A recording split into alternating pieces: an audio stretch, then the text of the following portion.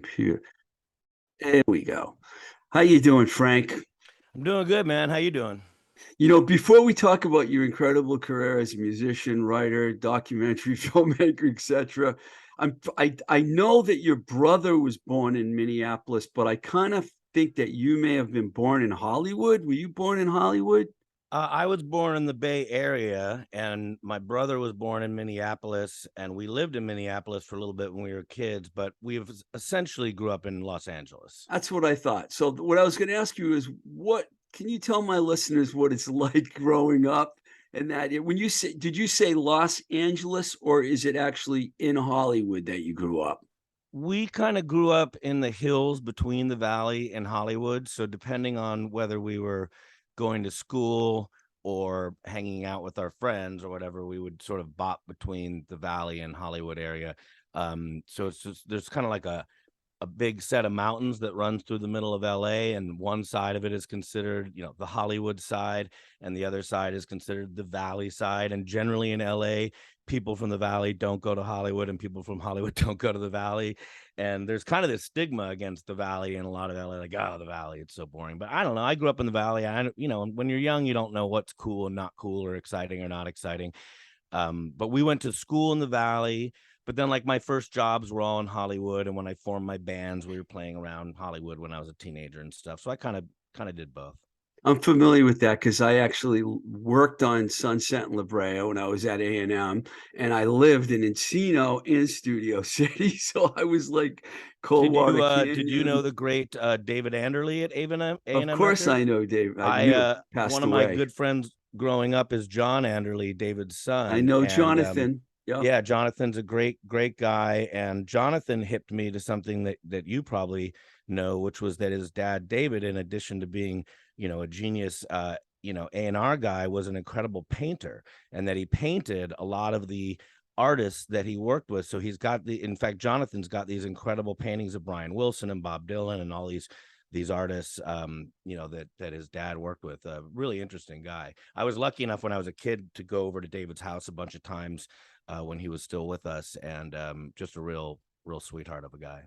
Yeah, I used to love going up to his office because he had so much history hanging on his walls. He was Yeah, definitely one of the coolest guys. He told me about meeting Charlie Manson and all these great stories, man. yeah. I wasn't I started as an A&R consultant, but I was in marketing most of my time there. But I did know David. So what was it like for you growing up in that area? Because a lot going on, man. Yeah, well, I mean, I guess the two things that kind of stand out that maybe I guess made our life a little different than most kids was growing up in the 80s. Definitely was a time when there was a lot of exciting music and a lot of things going on in show business. And, we were in the thick of it, in the sense that our stepdad was an entertainment attorney. So he would sometimes, take us to cool concerts, and maybe we'd get a pop backstage and, meet some folks or whatever. And we would go sometimes to like TV tapings and stuff. And Hmm. I think that that early exposure to sort of like backstageness or behind the scenes, kind of, my brother went into acting and I went into music, and I think that early exposure to the fact that show business sort of was like made by a bunch of people, um, was something that was very influential to us. And then meeting, people that were rock stars or celebrities when we were kids, and seeing that they were essentially normal people, not necessarily always nice people. Sometimes people they were kind of jerks or whatever, but you definitely saw that they were normal people, in the sense that they were humans and not these sort of, other, larger than life figures or whatever. So I think that gave both of us a little inspiration to kind of go in the direction we did.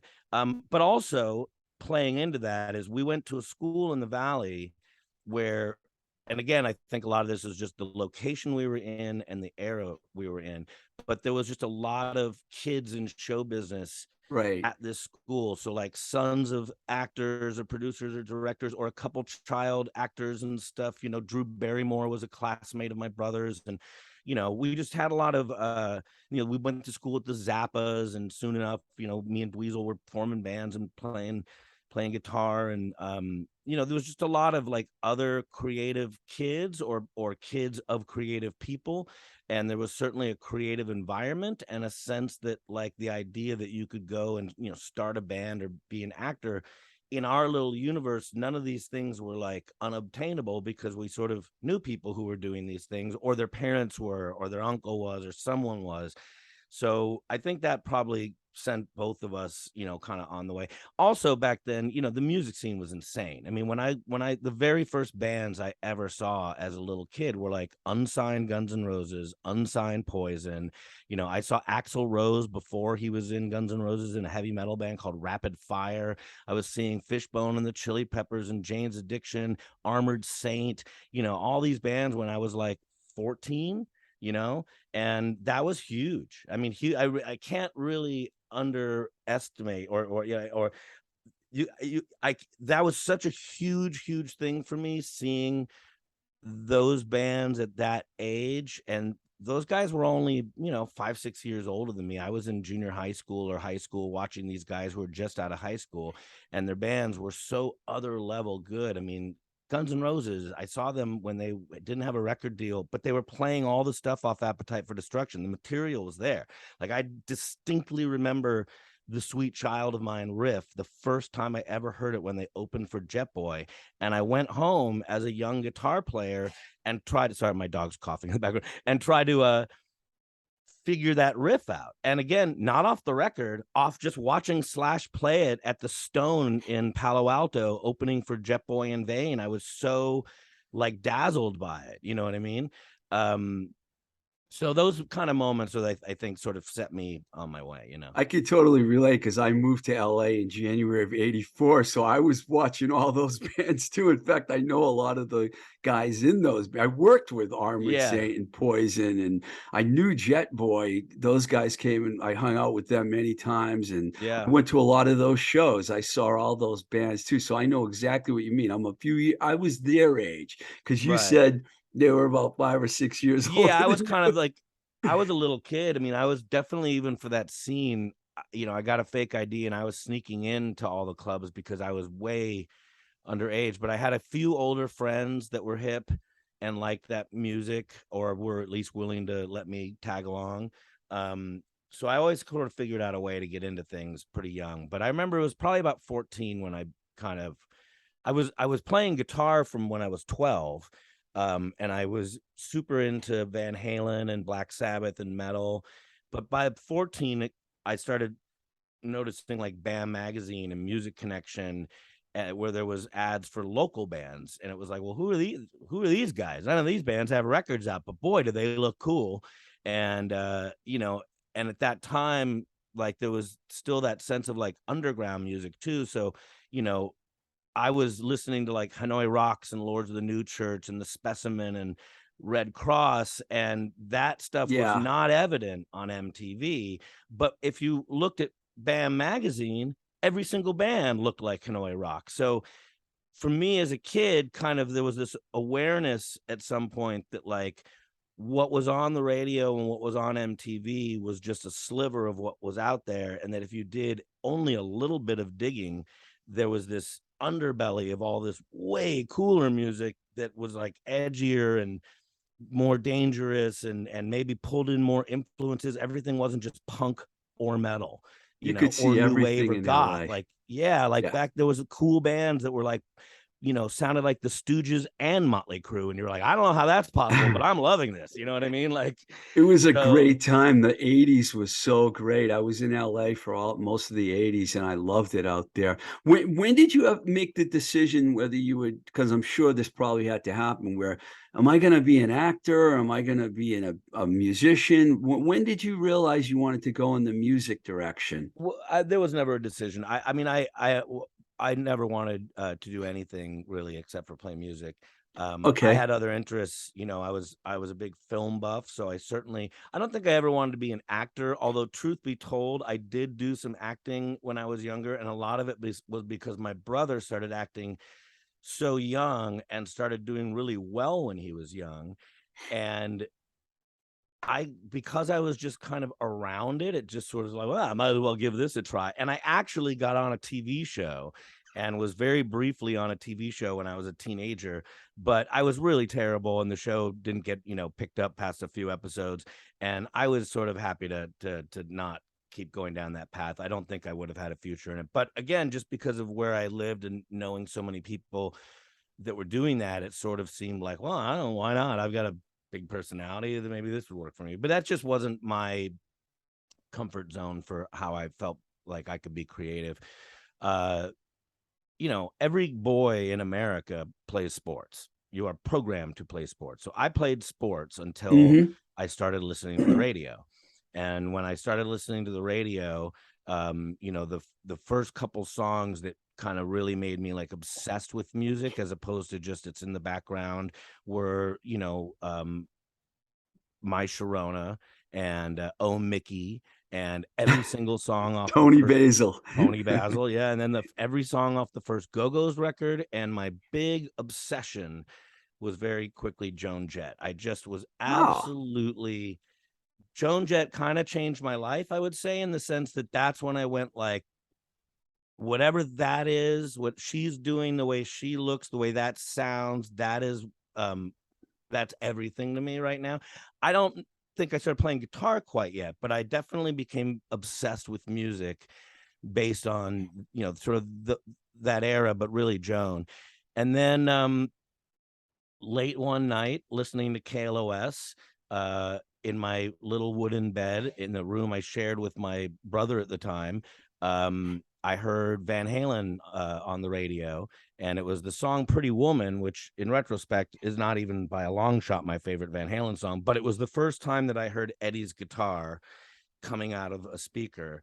And that would be the sort of the next earth-shattering moment. Like, I heard that, and it completely rewired my brain. I just didn't understand what I was hearing. And I knew I had heard about Van Halen and I'd heard about Eddie Van Halen. I didn't really know what it meant until I heard that sound. And I kind of, at that one, I just went, whatever that is, that's what I want to do. And so I talked my folks into getting me a guitar, a real cheap one. And then my stepbrother gave me a guitar, and I started learning, and I stopped doing everything. I stopped doing sports, and I just sat in my room and played guitar, and I was completely obsessed with mastering this thing. So really young, like that was 12, I think. So that was it. I mean, I didn't have any interest really until guitar and music. Did you do a lot with other projects before Streetwalkin Cheetahs happened in the 90s? I mean, were you in a lot of other bands? I was in bands from like 86 on, because I started really young. I mean, when I say I started playing guitar at 12, I also started a band probably by 13, or maybe at 12. But I had two kids in my grade school, and actually the very first version was my brother on drums, because he played drums, and our friend Mariah on bass, and me on guitar. And it was in like 6th grade, and we were writing, but I was writing songs. I remember the first song was called Straight Between the Eyes. But I was writing these sort of rip-off Armored Saint kind of heavy metal songs. Some of them sounded like Armored Saint. The other ones seemed to sound like Hanoi Rocks or T-Rex or something. I didn't really know what I was doing. I just had ideas. And by 7th grade, when I started junior high, I had a band. Mariah and I got our buddy Jordan, who we also went to grade school with, and we formed a band called Broken Toys, Toyz, of course, because it was the 80s. And we had all these songs about being little badass Hollywood kids. And we played the gigs. We played the Troubadour and the Whiskey, and lots of parties and talent shows and variety shows, and just whatever we could get on. And then that band morphed into a band called 502, and 502 played a ton of gigs. Like, we really, really started hitting the scene and playing Raji's and Anti-Club and the Whiskey and all the Roxy and everything. And then that band morphed into a bluesy rock band called Highway 61. And Highway 61 was really where I kind of got serious. Highway 61 used to rehearse 3 times a week, every single week, in addition to gigs. And we also had a lot of gigs. So if we played 2 gigs that week, we also would rehearse 3 times a week. And we were super serious about it. And that band like we were a machine, and we would play residencies, and we could do cover sets. We could do 3 sets a night. We were being groomed by this blues band called BB Chung King and the Screaming Buddha Heads, and the singer guitarist BB Chung King, whose real name was Alan Mirikatani, was this ragingly awesome blues guitar player, and he kind of took me and the band under his wing and showed us a lot. And we were kind of doing like our Black Crows meets Stevie Ray Vaughan kind of thing. And we got really good. We never got signed, but that was sort of when I would say when I really became like a real musician. And then after that, band broke up. I was in a few other little things, grunge band called Sonica, and sort of just trying to find my way. And by the time I did the Cheetahs, I was almost at a point where I was kind of like, should I even keep doing this? Like, I keep going from band to band. I'm writing all these songs and I'm not getting signed and no one really cares. And then I met Dino and Dino Everett from the Cheetahs, and he and I decided to form a cover band to just sort of play obscure punk songs and not really worry about getting signed or being big rock stars. And For that fun. ended up being Yeah. the Cheetahs and the band that got signed and became big rock stars, ironically.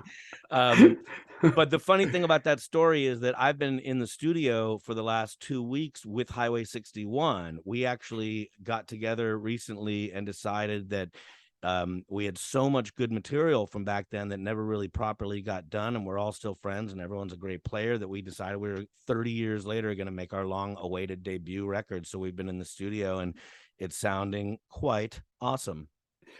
The Cheetahs, was there a connection with Triple X Records there? Because I used to. The first label we were with was Bomp Alive. Yeah, Greg Shaw. Alive was a subsidiary of Bomp, and then we were with Triple X for pretty much the rest of our original version of the band before we broke up for a little while. I mean, we did a lot of EPs and singles with different labels, but Triple X was definitely our main label. I know them because Dean and Pete. I don't know Good if you guys. worked with Dean or Pete, but Yeah, they of worked at course. when I worked at Enigma Records, my first job out in. Oh, that's funny. I worked at Restless Records. I worked with Bill Hine at Restless Records. That's hilarious And because I worked at Enigma Digital with Bill Hine too, and Bob Ezrin and those guys. you're gonna love this, man. I came up with the name Restless Records. No I way, started that's that funny. label. Yes. Oh, I knew Ron Gowdy, and I knew the Hine brothers. Ron, and, Bill, West, Jim my Martone. first job in show business was working for the great Lindsay Parker and then Liz Garrow at Restless Records in around 92, maybe. Yeah, I was gone. I was at Restless like up. Well, I was at Enigma from 84 to 87. So that was before you were there. I But love Enigma. yeah, Bill. Yeah, Bill Hine.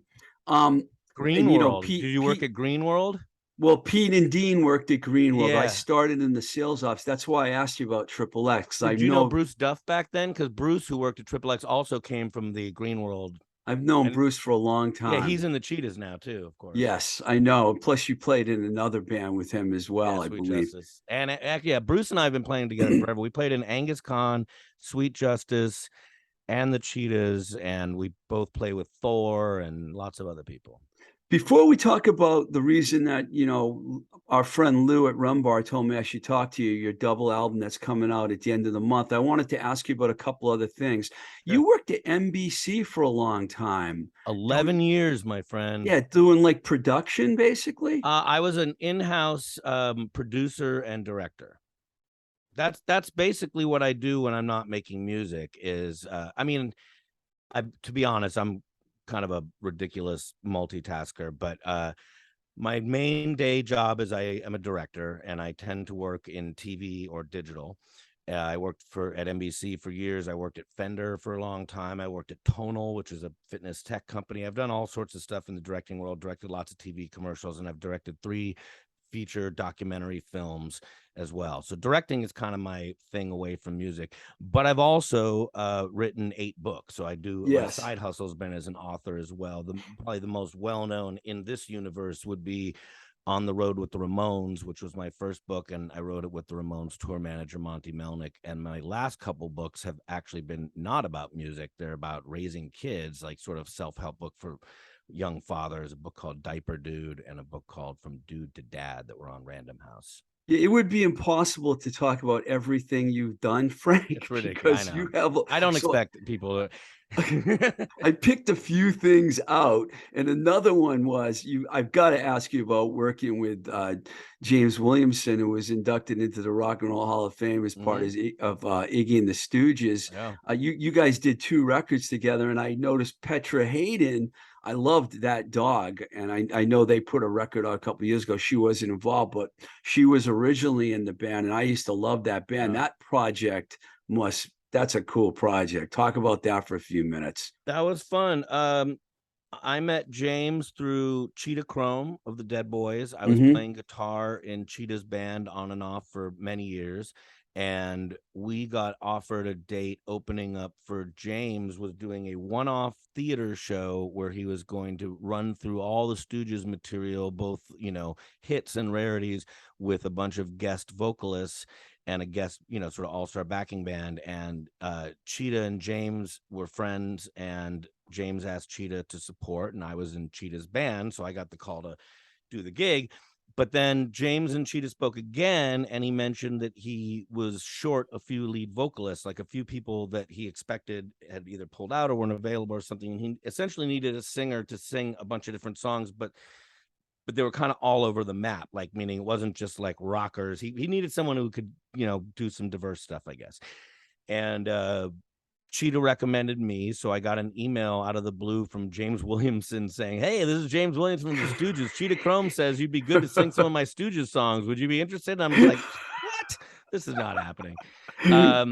So I said sure, and I went learn the songs, and we did this gig, and it was great. Jesse Matlin and Jello Biafra and all these all-star musicians were there, and we all jammed and had a great time playing with James.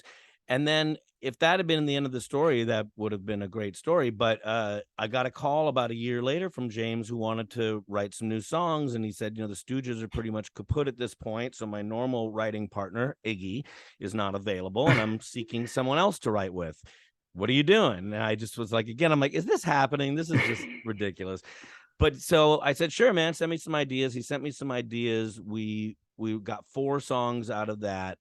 And at that point, James said, I'm going to head to LA to record these, and I'm going to bring Petra Hayden with me. I like using her. She had done some stuff with James in the past. So we made those 4 songs, and they came out great. And James said he liked it so much, and he really liked the combination of Petra's sort of opera level, unbelievable, can do anything voice, and my sort of guttural, bluesy punk howl.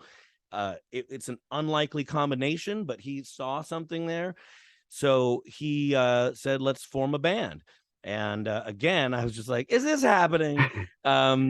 And so he and I got to work. Petra is not necessarily a writer per se, but she can sing anything you throw at her, and she's just an unbelievable musician.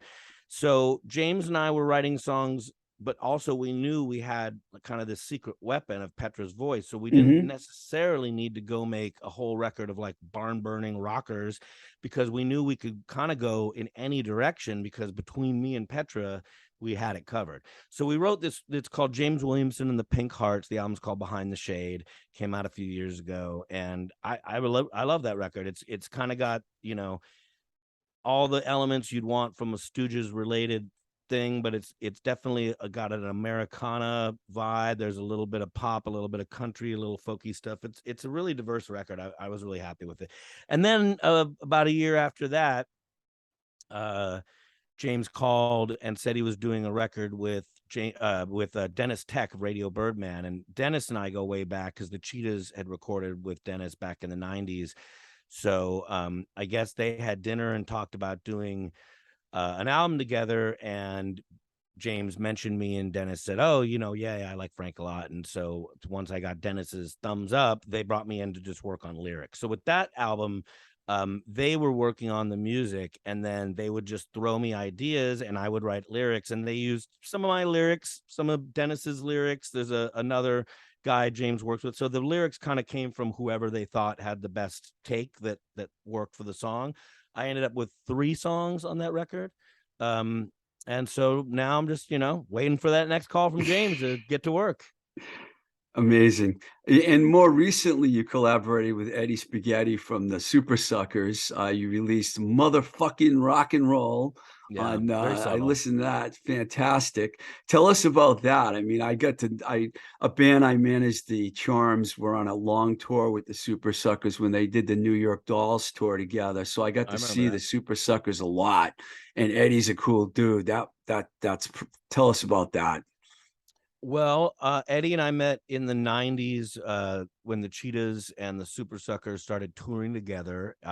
Eddie saw us play at South by Southwest. We were touring with Wayne Kramer, and we were also Wayne Kramer's backing band at that point. So he saw us do like a double set in a row of like an MC5 set with us and Wayne, and then a Cheetahs set. And he liked what he saw. And he came up to me and was like, "Hey, man, you guys should come out and tour with the Supersuckers." And I kind of went like, "Yeah, sure." Because, a lot of people come up to you after a show and go, "We should do this, this, this." And then it's all Yeah. bullshit. But then we got a call from Eddie's agent. And sure enough, they offered us like a nice long tour with the Supersuckers. And both bands really hit it off. And we just kept touring together on and off throughout, pretty much up until now, we still tour together. Um, and Eddie and I just always kind of had a good relationship. I think we have a similar record collection, and to some degree, I probably got more metal records and he's got more country, but there's a lot of places that we have Crossover. Yeah. yeah, that we cross over. We both think My Sharona is the greatest song ever written, hence why we covered it. We're both really big fans of the band Kix, hence why we covered a Kix song and roped in Brian Forsythe from Kix all over the record. But mainly we just kind of get along. We just always been pals. And when the pandemic happened and his band was sent home from Europe to stop touring because the world was shutting down, and my band, was canceling gigs here on the West Coast, and suddenly we're both sitting around. I have a home studio, so I just said to Eddie, "Why don't you, you got any song ideas?" And he sent me an idea, and I turned it into a demo. And that song was the first song that we put out together, called Shit's Fucked. And that was kind of our take on what was happening in the world at the time. Then we did a cover of Tom Petty's Jammin' Me, but kind of updated the lyrics a little bit about the current political climate. And those did well. So we thought we would make a whole record, and we did. And Motherfucking Rock and Roll came out about a year ago on Kitten Robot Records. And it's, bunch of songs we wrote together, a couple songs we each brought in that we were working on our own, and a couple covers. And we're talking about doing another one soon too. And Ryder Says from Nashville Pussy, who appeared in the video for My Sharona, Right. Yeah. is now going to join the band and be the lead Wow. guitarist on the next record. So we're all just kind of trading song ideas Oh, I to love Ryder. yeah, she's great. She was I just over actually, here at my place over the weekend. When her and Blaine together or separately are in LA, they always come stay with me. So she was just here. We went to Malibu actually and had a heck of a time. when I moved back to Boston, I think around 99, I booked the first two shows that Nashville Pussy played in Boston. I'm very proud of that, by the Great way. band. Very proud of that. Great Uh, band. you really took advantage of the time during the pandemic, and you did a lot. In November 2020, you released The Traveler, which Eddie was on, and Monique Powell and Lord G. And then you also, I checked all these tunes out. You did a bunch of songs. You played all the instruments on these. Last Song Ever Heard, High Plains Grifter, and on. All these. Man, you got like some major inspiration going on, while a lot of people were probably in the doldrums. How did that happen? Well, I'm a musician, so when I essentially got laid off from my day job, I just made music until the world got back in order. That's what I know how to do. And also, since I got laid off, like again, like many people, many industries just shut down and people got Hmm. furloughed or laid off. I got furloughed and then laid off. And so the way that I paid my rent during the pandemic was music. I started pimping myself out as a session vocalist and session keyboard player and session guitar player, and started really getting active on reaching out to bands around the world, and started meeting a lot of other musicians and doing a lot of like trading files with musicians. And I've got whether you like my style of music or not, as a vocalist, I have a very big range. I can go baritone and I can go falsetto and I can hit everything in between. A lot of, and I don't, and this is, I'm not saying this is like I'm so great. This is more like I figured out that this was something I could make money on, because really I can sing anything. And I'm not saying I'm opera level, and I'm not saying I'm a Petra Haden level, but for a rock singer, I've got a really good range, and I can hit most You stuff do. full body, and I understand harmonies and all that stuff. So it kind of occurred to me that that was something I could maybe use a little bit. And so I kind of started pimping myself out as a vocalist and getting a lot of hits, but not, again, not necessarily as a songwriter, but more as a session vocalist. So what happened was, like, I just kind of decided to do everything at once. Meaning I was working on a Cheetahs record, One More Drink. I was already involved in that when the pandemic happened. Started making that record with Eddie. There was was playing in a Long Beach band called Blind House. We finished some stuff and put that out. Then me and Brian Coakley from Blind House formed a band called the Antivirals, and we made a whole album. And then some of the guys I met online doing session work, as I sang on a Warrior Soul album doing a lot of backing vocals, and through that met the guys who were in his backing band, Corey Clark's backing band, and they were in bands like Shameless out of Germany and the City Kids out of England. And so I started kind of networking with those guys, and now I'm singing on Shameless songs, and now I'm singing on City Kids songs. And then those guys from City Kids and we formed a band called Trading Aces, and we made a record. So now there's the Trading, and then me and the other guy from City Kids formed an all covers sort of tribute-y kind of band called Anti-Fashion, and we made a whole record of Social Distortion covers. And then I also wrote a bunch of songs with the heavy metal guy Thor, and that stuff came out on his record. And then I did the James Williamson record, and then I formed a band with the guys in Gacy DC called the Doberman. And I kind of just kept going, and then any material that I wrote that didn't fit into any of that stuff became the Bandcamp stuff. So meanwhile, I was writing pop songs and new wave songs, and I was working with some rappers, and that stuff does not fit in the world of the Streetwalkin Cheetahs or any of that stuff. So I decided that that would be fodder for my Bandcamp page, and that I would just sort of put out all the oddball material that didn't make sense in any of my more rock and roll based projects on my Bandcamp page, or cover tunes or whatever. So I kind of just decided to do everything at once, like that movie. Incredible. Everything all at once. Incredible. Before we talk about the double album, I got to mention this too. You directed a documentary called Risen, the story of Chron, Razah Smith. Yeah, Chron. It's kind of a hard name to pronounce. I know. Chron Razah Smith. He was a rapper called Razah. He right. was a Wu-Tang Clan affiliate, and he was in a really amazing group called Sons of Man, and has done a lot of acclaimed solo work and blah, blah, blah. And that's on Amazon Prime. It came out in March 2020. Yeah, it came out days before the pandemic. That must have been an interesting project to work on. I worked on that project for about 8 years. The long story short is that I met Razah in the 90s, right around the time that the Cheetahs first formed. I was working as a publicist. I had worked at Restless as a publicist, and then I went to a label called Giant, and then I went to a label called Red Ant. And Red Ant is where Sons of Man got signed. And I was a big fan of Wu-Tang Clan, and I was a big hip-hop fan in general those days. And I already was hip to Sons of Man. I had their vinyl, white label 12 inches, and I had the cassette singles and all this stuff, and I was following the band members solo stuff, Shabazz the Disciple and Killer Priest and Prodigal Son and Hellraiser and 60-Second Assassin. I was fans of these guys, so when I heard we were signing them, I was like, I have to work that project. So I worked the project, and I became friends with those guys, and really good friends with Hellraiser, and we stayed in touch, and we made some music together over the years. And eventually, when I was at NBC, I was doing a podcast called Freestyle 101, where I would get rappers to come in and sort of spit on the mic and then talk about like the art of lyricism versus freestyling and sort of how they do what they do. And I had Razah on the show, so I had seen him recently. And then he had a brain aneurysm, and he lost the whole left side of his body. Yeah.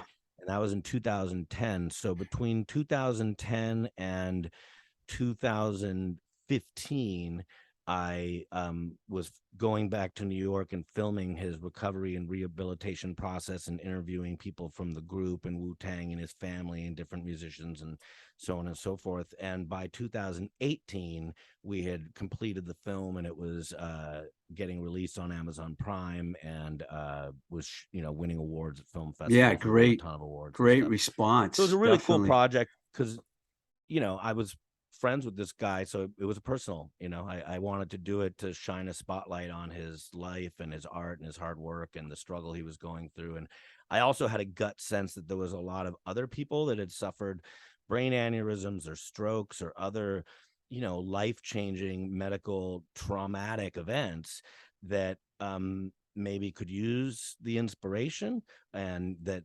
watching Razah struggle and then essentially take on his ailments head on like that, and in such a brave way, I figured that was a story that other people would maybe benefit from.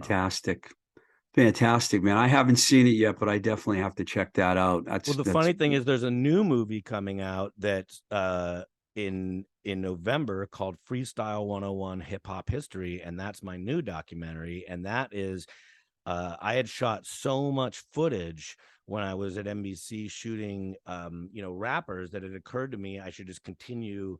Once I stopped doing the Freestyle 101 podcast, I continued shooting rappers sort of with that subject matter in mind, because I just knew that there was a story here and that I had so many people talking about the same subject matter.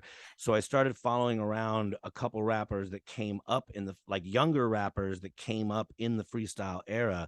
And I followed this battle rapper named Iron Solomon, and this, who's on the East Coast, and this West Coast sort of art rapper named Open Mike Eagle, and kind of started going down the path of okay, you've got this incredible skill, this incredible art form that at one time in hip hop was a very relevant thing, but now hip hop and music has changed. And what does it mean in the current industry to be the dopest freestyler in the world? It's sort of what does it mean to be the most shredding lead guitar player in 2022?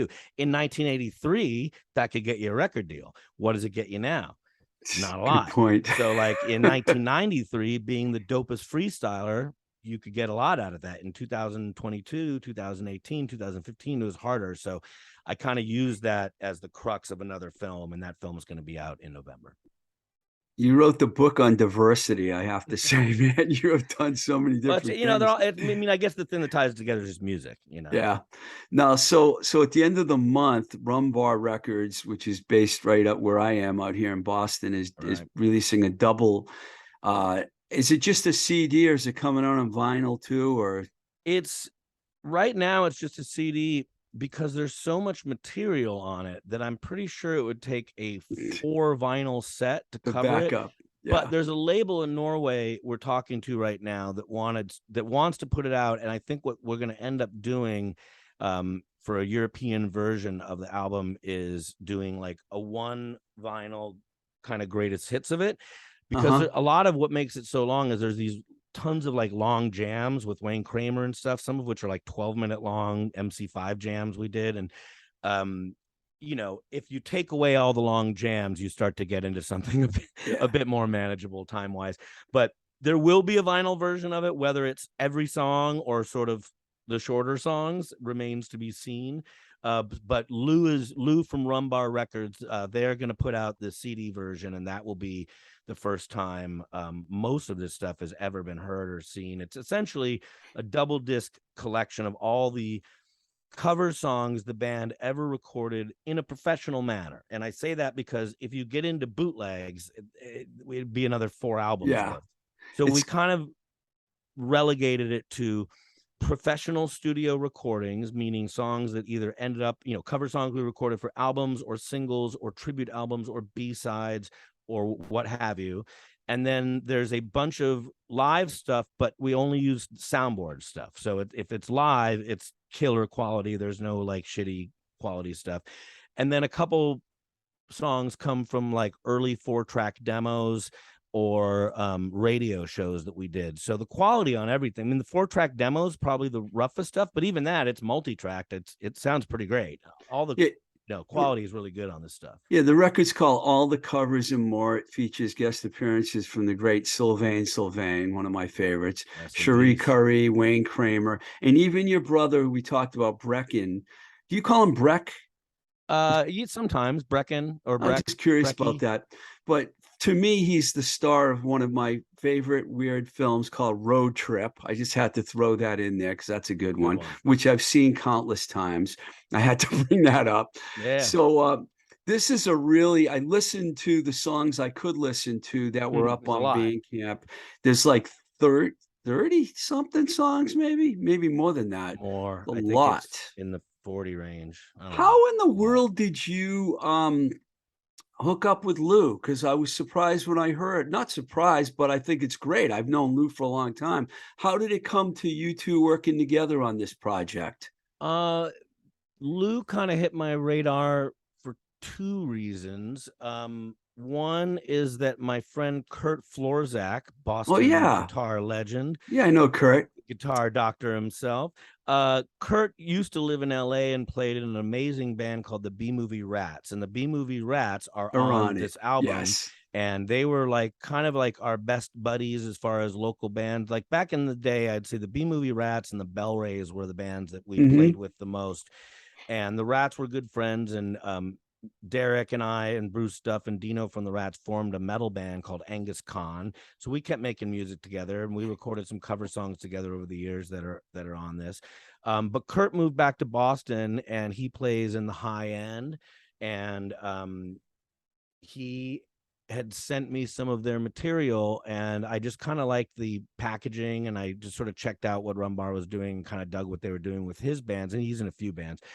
And then also Ryder from Nashville Pussy, she knew him, and she was working with him on the Georgia Peach record and just some other stuff that they'd done together.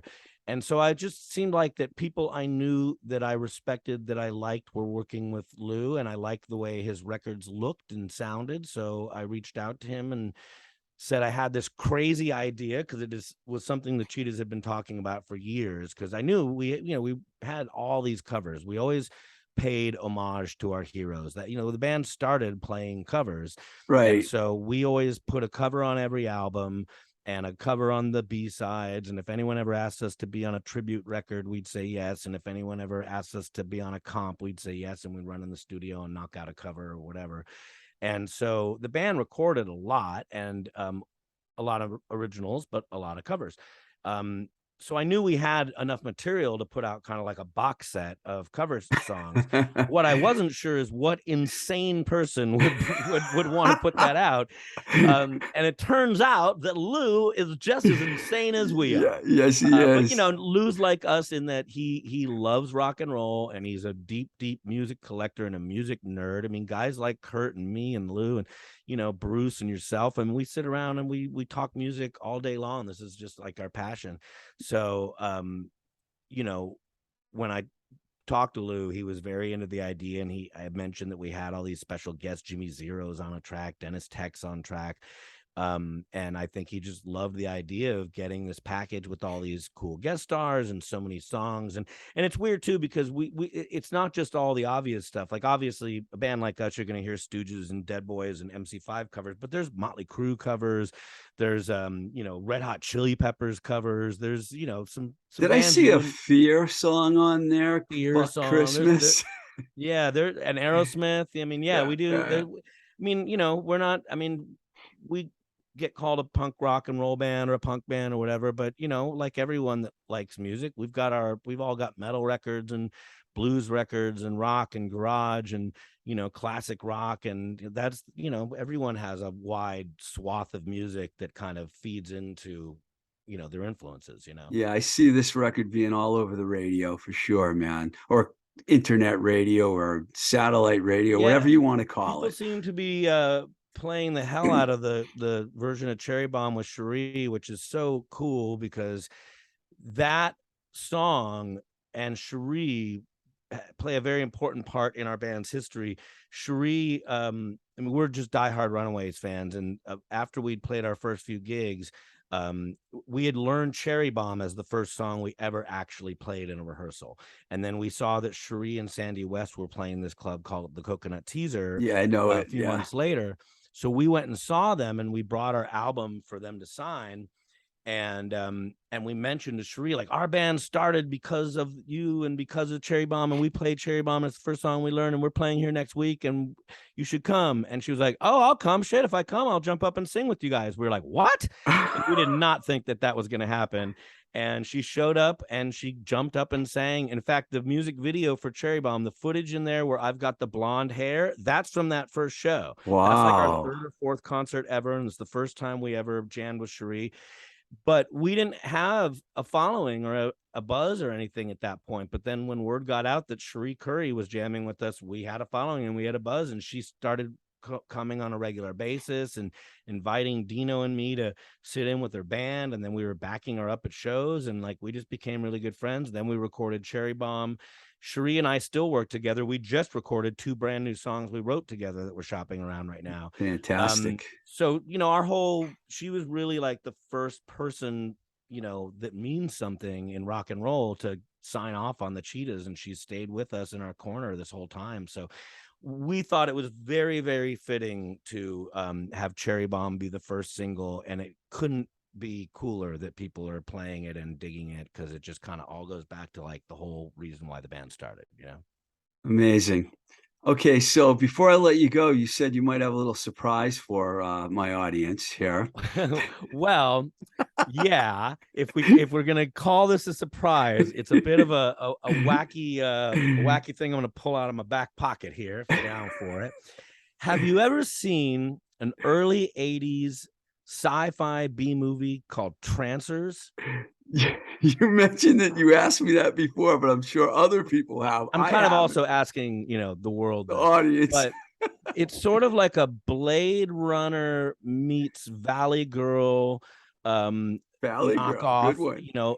It's Helen Hunt's first movie that she starred in, but the real star is Tim Thomerson, who a lot of people know from TV stuff, and he was a comedian, and he plays a future cop named Jack Deth, and Jack Deth is in the future fighting Trancers, which are basically the zombie state that people turn into if they're following this cult leader with mind control named Martin Whistler.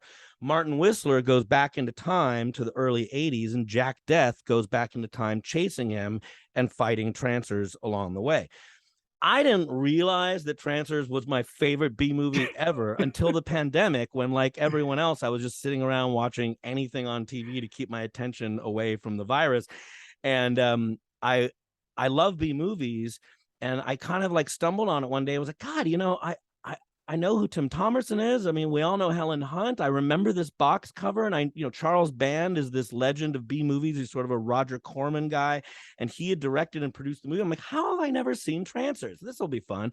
I put it on, and within the first scene, I was like, oh my God, I love this movie so much. I can't explain it. So I watched it. Then I watched Trancers 2, 3, 4, 5, 6, and then went back and watched the recently unearthed Trancers 1.5 City of Angels. And I realized that Jack Deth was my favorite movie character. He's sort of a hard-boiled, noir cop, and that I loved this movie. So then, when the pandemic was in full swing, and you could have patios were the only thing that was open, some of the clubs started doing like entertainment on the patios, like you couldn't have a band, but you could have a singer or a DJ. Yeah, right. I went to every single club in Long Beach area where I was living in Orange County and said, here I am, I can do 3-4 sets a night. And they all said yes. And I was doing 3 shows a week, doing 3 sets a night. Wow. Of all solo, all acoustic, playing a mix of Cheetahs and covers and just all my different stuff.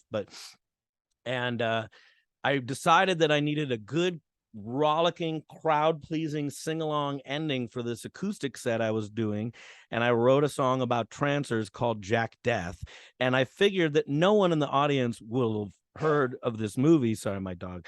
But it's so ridiculous that if I told the story and then played the song, people would get into it, and by the end, every single time, the whole audience was singing Jack Deth and laughing at this ridiculous song. So I'm excited. This is not on any album. I really only have been doing this at these live acoustic shows, but I thought it would be fun and that you might enjoy this. It's pretty ridiculous, so hold on to your hats.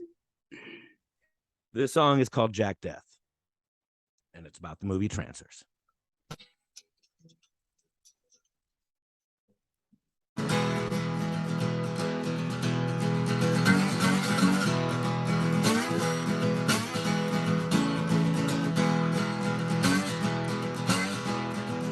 There's trancers that dance with the devil, you know, with black hollow eyes like vampires below.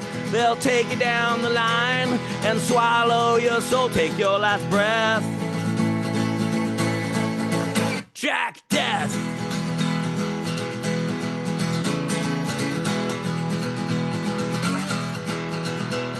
Cigarettes and heartbreak like grease in my hair. Blood stains on trench coats and cold dagger stares. Time warps and mind warps and assassins despair. Don't second guess. Jack Deth.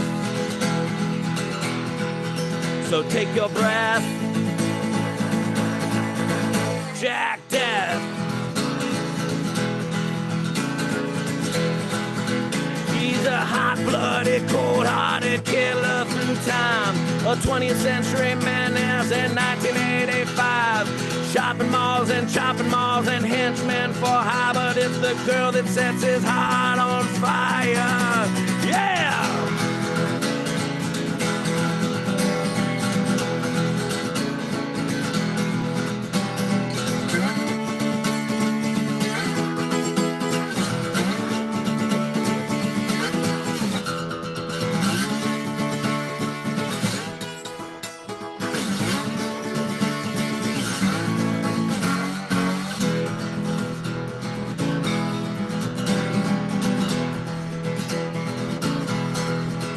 You can take your Han Solos, Rick Deckard and Dr. Jones. I just need me some Tim Thomerson and a bottle of Patron. Cause I drink like a tornado, and baby, then I'm gone, so raise your glass.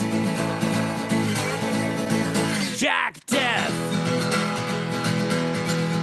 With bated breath, yeah, yeah, yeah, yeah. Jack Deth. Cause he's the best. Jack Deth! Jack Deth! Jack Deth! Jack Deth!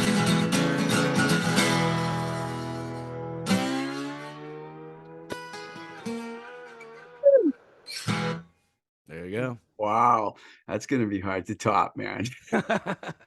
Hey, Frank, thanks a lot, man, for taking the time to come on the show, man. It's great having you, and you're awesome, man. Everything you're doing is so cool. Thanks, man. Appreciate that. Appreciate the support. You know, if you want to check out my stuff, you can find me on Instagram at the Frank Meyer, or Streetwalkin Cheetahs are on Instagram as well. All my bands are. And then Facebook, I'm Frank M. Meyer, middle initial, because apparently there's a lot of Germans out there with my name. And again, Streetwalkin Cheetahs are on there. Trading Aces, Highway 61, Angus Khan, Sweet Justice, Antivirals, Anti-Fashion, The Doberman, Thor, James Williamson, Shameless, Warrior Soul, Blind House. I know I'm forgetting something. Man, you are the busiest. Eddie Spaghetti stuff. Eddie Spaghetti, you know. Thanks, Frank. Appreciate it, man.